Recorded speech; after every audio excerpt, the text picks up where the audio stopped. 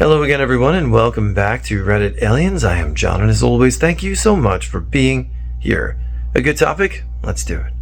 My sister is still scared of her own bed. How did you scar someone for life? Please remember to like, share, and subscribe. I just learned this month that one of my 3 younger sisters is afraid of vampires. I'd accidentally tripped the breakers in the house one night while my parents were out and I was watching them. I was 12 and my sisters all gathered in the back room, the only one that still had power. I saw this as an opportunity and targeted the youngest, who was 6. I told her that I had cut off the power intentionally and that I was a vampire. I told her that I intended to eat her, and as I did this I suddenly leaned in close and bared my teeth. All 3 of my sisters screamed, and the 2 older fled the room, each out of opposite doors. The youngest, abandoned instantly, burst into tears and grabbed the nearest weapon, a serious pair of scissors off a slide table. As she lunged, screaming at my chest, I saw the fear and determination in her face and I ran. I passed up my 2 other sisters on the way out and locked myself in one of the bathrooms. I screamed my confession of a joke immediately and begged my other sisters to calm her down. I learned that apparently the single light in the room had managed to shine red across my eyes at just the right moment and throw terrifying shadows across my face. Oddly enough, it was actually the second youngest that was scarred by this, refusing to watch vampire movies to this day. I never threatened the youngest again.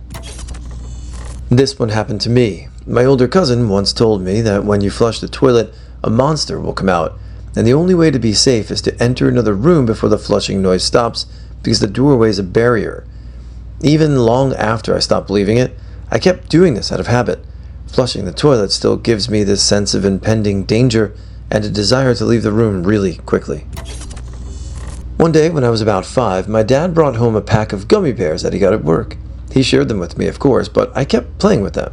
The way they reformed themselves after being crushed was oddly amusing, until he told me that when you eat them, they'll reform in your stomach and climb out of your throat.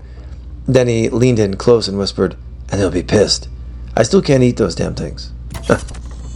So I used to share a room with my sister when we were 7-ish.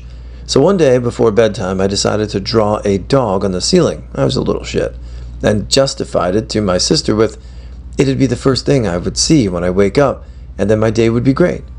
The cartoon dog turned out so great that my sister begged me to draw her one. I agreed and started drawing, but it wasn't a dog. It was a scary mother onion man. It looked like a melting onion face. I don't know why I drew it. It really messed her up. She had nightmares about him, and my parents moved her out into a different room. TL, DR, drew a scary onion man above my sister's bed. She refused to buy me Christmas presents to this very day. I went over to my friend's house. Right when I walked in, I could hear him doing the dishes. I walked by the kitchen, and his back was to me, so I walked into the kitchen and just stood behind him, like a foot behind him. I honestly have no idea how he couldn't have at least sensed me there. Then I just stood there smiling, waiting for him to turn around. After about a minute, he finally turned around and did one of those no-sound screams, where he just inhaled loudly for about 5 seconds. He also was thankfully just washing his last spoon, and not his last knife, because he spun the spoon around in his hand to a stabbing position. It was close to the hardest I've ever laughed. What got me was the silent scream and the look of absolute horror on his face. He says that he still gets a little edgy when he's alone in the house washing dishes, or thinks he's alone. When I was in 6th grade, we were studying surface tension. I thought it was really fascinating and started asking my teacher all kinds of questions. I guess my eagerness was annoying because when I asked Mrs. Vance why soap could break the surface tension of water and how it works, she rolled her eyes at me. You know, questing cupcakes? If you would start washing your hands after you go to the bathroom, you wouldn't have to worry about things like that. The class laughed at me and teased me for weeks. That one moment completely changed the way that I did school. Instead of asking questions in class, I remained pretty silent unless I forced to talk. And I started memorizing textbooks to avoid feeling that way in class ever again. I did something similar to my little brother. One day when I was about 7, my little brother was about 5 when Mom looked and she took me, my brother, and my friend to a carpet fabric store for some improvement project she was doing. Us kids wandered off and started exploring the maze of carpet walls, and in the middle of our exploring, my friend and I shot a look at each other and decided that it was time to F with the young one. Immediately, we both scream, "Oh shit, it's here," and take off running. My brother has no idea what's going on, but instantly starts panicking. He's running, trying to catch up with us, and is freaking out, saying, What is it?" My friend and I stop to catch our breath and look up at the top of the mazes as if we were making sure they were safe from some danger. We then tell him we saw the African killer moth, a rare species of moth that grow from eggs planted in exotic fabrics, and that one bite from the moth can be deadly. My brother goes pale, and just as he's about to ask us something, I look up and yell, "Oh my God, it's back!" as my friend and I take off running and ditch my now crying and fearing for his life brother. This goes on another 10 minutes until my mom finds us and yells at us for being stupid. All fine and dandy, or is it? Cut to just a couple years back, when I'm a senior in high school and my brother's a sophomore, and the whole family's hanging out in the living room. Me, him, mom, and dad. We're all talking, and suddenly a huge mother of a moth flies in and starts running into the ceiling lights. My brother turns white. My dad and I are laughing at how big the thing is and how we're going to need a bowl just to catch it. Meanwhile, my brother is just on the brink of losing it. My mom and dad are brainstorming how to get it out when I say, "It's easy. We just turn off all the lights except one, and it'll head towards that one." My brother flips, just loses it. "No!" He breaks down and starts crying as he runs to his room and slams the door, screaming the whole time.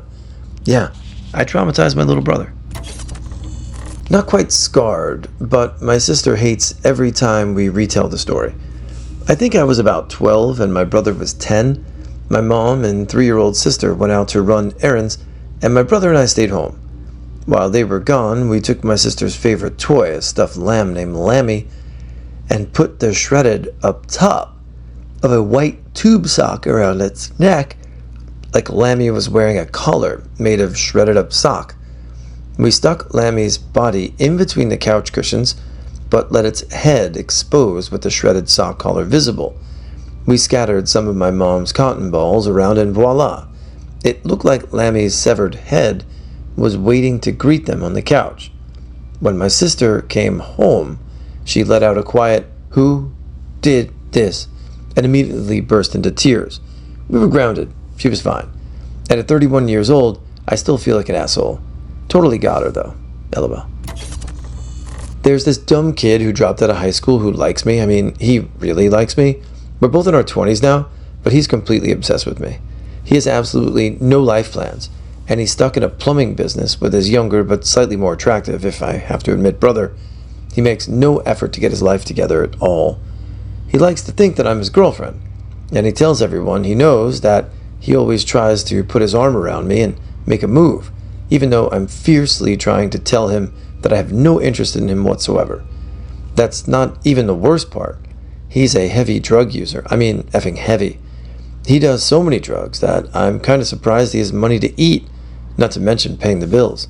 Bottom line, dude is insane. I have a boyfriend. He's really big and muscular, and I like him a lot. His only flaw is that he's a bit aggressive, and occasionally he'll take me out to lunch or to a movie date or something, but God forbid the dumb kid finds out, because if he finds out, he sets out to find me. For some reason, he thinks that my boyfriend is trying to kill me secretly or something. I don't know what he thinks, but it would pretty much scar him for life if I told him this flat out, that I don't want him, that I have a boyfriend, and he's not kidnapping me, etc. That's why I never tell him. He's messed up as it is already, and I don't want to drive him to suicide.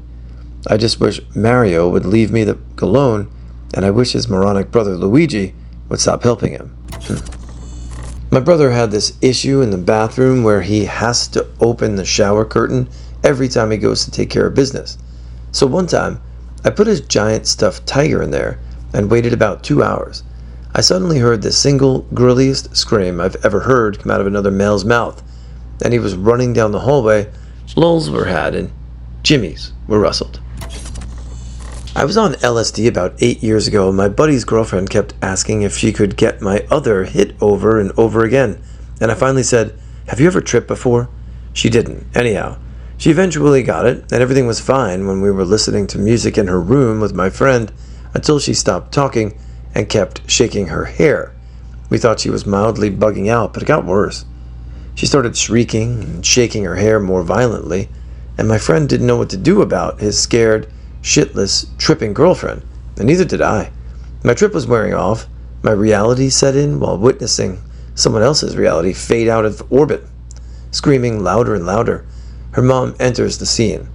I'm literally backing up to the window to make an observation to see if I could jump 3 stories.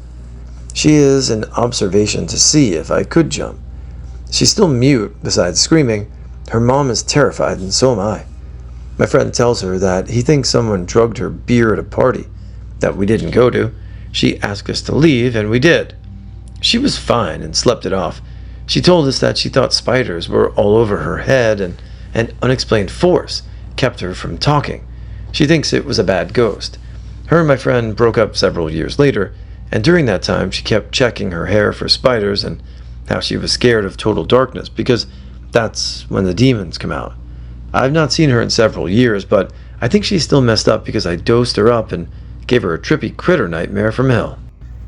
Well, you didn't really do it. She wanted to try it. It was recreational. You were young.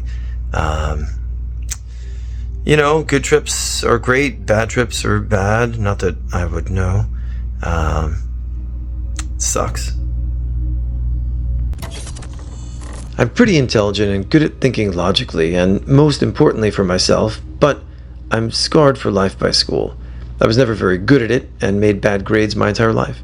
One of the middle schools I attended had a weird policy about homework, though, that I remember clearly was one of the defining moments of my fear of academia. If you made below an 80 on your homework, which was a B, but for F's sake, you were not allowed to go outside and play for recess. Instead, you had to redo the exact sheet of homework you failed and turn it in to feel better about yourself. What I mean by this is that it didn't count towards credit for your bad grade. Did I mention that homework, quizzes, and tests were graded by your peers? During the most awkward time of every kid's life, the teachers got together and decided it was more beneficial to a child's education to be lazy and have the kids grade each other's homework than to spare them the embarrassment of the snickering and snide comments the other kids would come up with after they graded your shitty papers. Growing up, my 2 sisters and I had to share a room, and my brother had a room he shared with a cousin, also male. I'm the second oldest of the 4 of us, and as a child I was considerably mischievous and tomboyish, so I was strong for a kid. Well, one night, as a treat, we told our younger sister she got to sleep in my brother's room because he was staying at a friend's house with our cousin. Before she went to bed, I had snuck in and got under the twin bed. She said goodnight to everyone and climbed into bed. I waited until she was just about to drift off to sleep and started making little noises just to get her going, then stopped, waited, and made more noises. So she was pretty nervous at this point, so I stopped and waited longer when I knew she was feeling a little more secure and safe. Then bam! With my arms and legs, I lifted the bed and started shaking it while she was on it. She lost it. She clung to the bed for her life, got the nerves to finally jump off, and ran into the room full of screaming. Holy shit. I laughed for 20 minutes straight. She was hysterical crying. I was crying from laughing so hard, and I was getting yelled at. She's 24 this year and still sleeps on a mattress on the floor.